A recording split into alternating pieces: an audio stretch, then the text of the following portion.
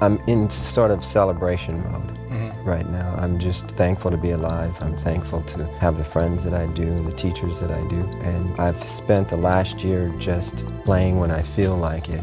And I really look forward to this time in my life. And I happened to come across that show, Unforgivable Blackness, and the story of Jack Johnson just moved me to no end. One of the reasons is that he had to deal with seemingly insurmountable odds all the time. You know, if he would knock somebody down, people from the audience would get into the ring and pick him back up so they could continue fighting. Yeah. And I just related to it on a lot of different ways. I've never spoken about this before, but I was born epileptic. I used to have seizures when I was young.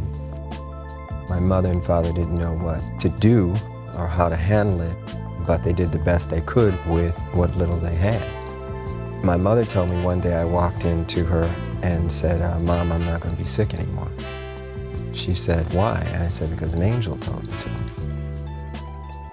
Now, I don't remember saying it. That's just what she told me.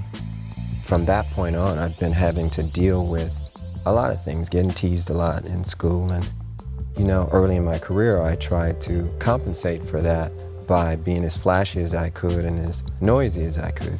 And, you know, I just looked forward to this time in my life when I could reflect back on it and talk to people like yourself, Dr. Cornel West. I mean, when you all come over to the house and we sit and we just talk about heavy things, I just become thankful.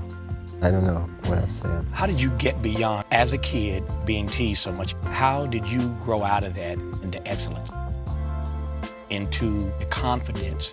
How did you navigate yourself past that? Good question. The first thing I did is of course, I went into self and taught myself music. My father left his piano at the house when he left. I wasn't allowed to play it when he was there because I wasn't as good as him. So when he left, I was determined to get as good as him. I just stuck with it and I did it all the time.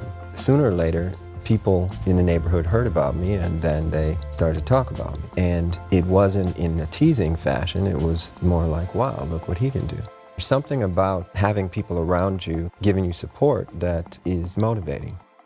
I taught myself how to play music. Once I got that support from people, then I believed I could do anything.